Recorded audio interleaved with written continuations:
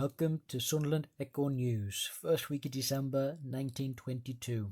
Southwark Cathedral boasts the oldest choir boy, but Fred, aged 18, is not as big as Wilfred. The Gate Fat Knacker standing now 6 foot. In other news, Stockton Hospital's under quarantine with smallpox, to prevent the possible spread of the disease. No one allowed to leave or visit it. Dr. Valand, X-ray officer at La Razier Hospital, one of the many doctors who have fallen victim to X-rays, has just had his right arm amputated, having already lost the left arm in similar circumstances. In other news, as a possible smallpox epidemic, a notice was given out in the ladies' college yesterday, calling on all who had not been vaccinated or who were time expired to be done at once. This will keep the doctors busy for the next few days as the number of staff and pupils number 1,000. Dirty stopper outer Eva Milligan was again dragged up on remand, charged with wandering about. Milligan towelled the bench. "Here, I was on me way to Manchester, man, leave us be." They discharged her, promising to bugger off out of town. Now for our sponsor, preserving the site. It is I can't read that, man. Tack of the mick.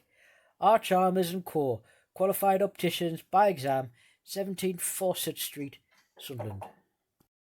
Bertie, in international news, James Doherty was convicted at Belfast today for 9 rifles, 2 pistols, 25 revolvers and a number of bombs, plus Thompson gun magazines. Was sentenced to 5 years penal servitude and was ordered to receive 10 strokes of the cat. In Mexico City, Señor worker, a jefe de Águila Camarilla de Veracruz, was kidnapped by banditos and ransomed 10,000 pesos. The banditos killed 2 gringos cabrones. Cheap elastic trickery. A scheme to harness the winds and make them produce cheap electricity for all rural districts has been considered by the Ministry of Agriculture. The adoption of the plan will mean that low buildings have great wide wings projecting from each side will appear on the hills. These wings will not revolve up and down, as on the mills of today, but round and round just above the ground, in a horizontal movement. Scientific investigations are to be carried out. It would be necessary to obtain a continual supply of electricity which would not depend on the wind. This could be accomplished by having 2 water tanks, one above the other, in a pit below the mill.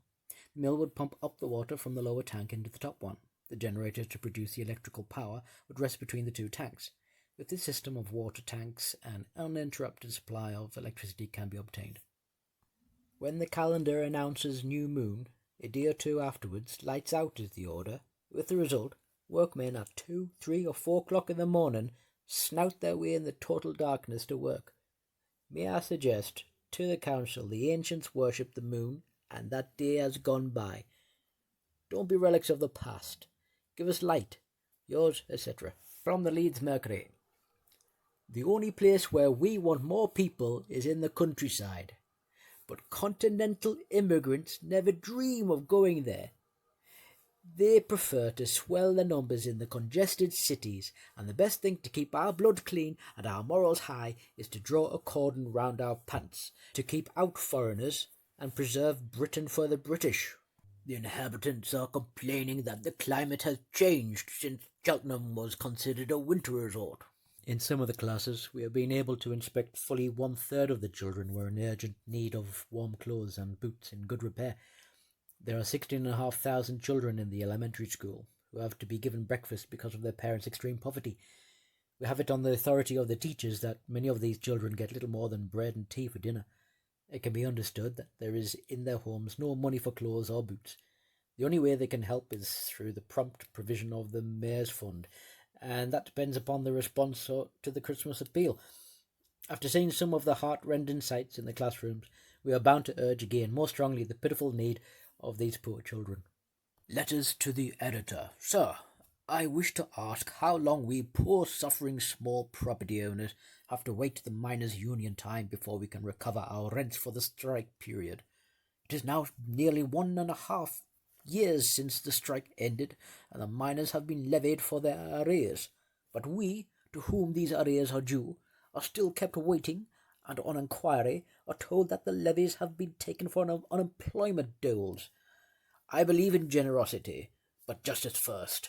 It is high time the property owners were taking steps to get their rights and refuse to be treated like dumb-driven cattle in this matter. Yours, etc., Oppressed. Think what terrible dangers they must run, who have to go to school through all weathers in scanty, ragged garments. The seeds of future disease have been sown, of future loss and expense to the community, and of infinite suffering to the little victims. Surely we cannot let these Sunderland bairns go cold, while we have hearts to feel and shillings to give. So far the response to the appeal has not been what we hoped. It can only be because the need is not realised. There are thousands of children needing help. They know nothing of economy. The ragged knickers and dreadful boots, the pitiful skirts of the girls, and the impossible remains of stockings.